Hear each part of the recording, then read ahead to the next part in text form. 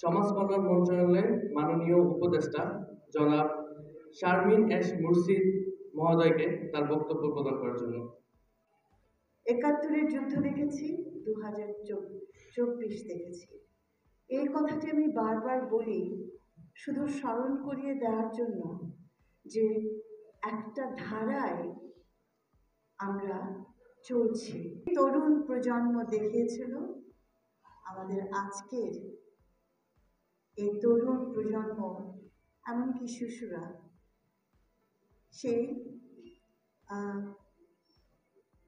একই ধারা বহন করছে।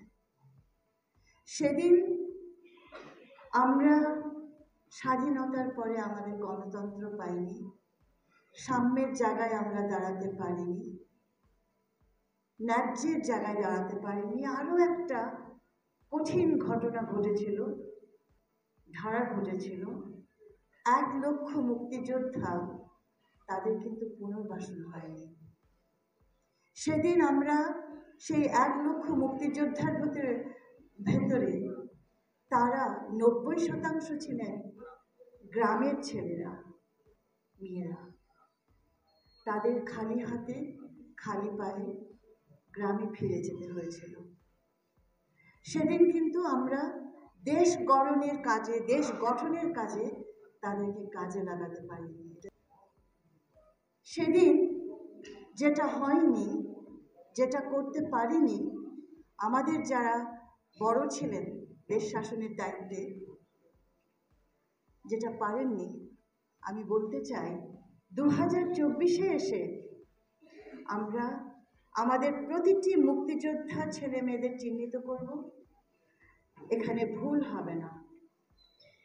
ওই যে 1 লাখ মুক্তিযোদ্ধা আজকে হয়ে গেল 3 লাখ, সেই অন্যায় আর হবে না।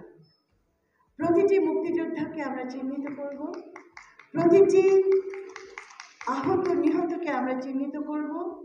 যে কষ্ট আমরা 53 বছর ধরে বহন করেছি এবং মুক্তিযুদ্ধের নামে বারবার ভুল করেছি, সেটার অবসান ঘটল। সেটা আমরা আর দ্বিতীয়বার ঘটতে দেব না। এবং সেই জায়গাটার থেকে এই 2024 সালে তরুণ সমাজ যেভাবে অন্যায়ের বিরুদ্ধে সোচ্চার হলেন, যে ভাষায় তারা কথা বলল, যে সাহস, আমি জানি না শব্দটা কি, তার চাইতেও একটা অন্য কোনো শব্দ হওয়া উচিত, সেটা সারা বিশ্বকে বিস্মিত করেছে এবং যুগে যুগে এটা নিয়ে গবেষণা হবে। এই যে পরিবর্তনটা ঘটলো 5ই অগস্ট, আমরা পাতা উল্টালাম।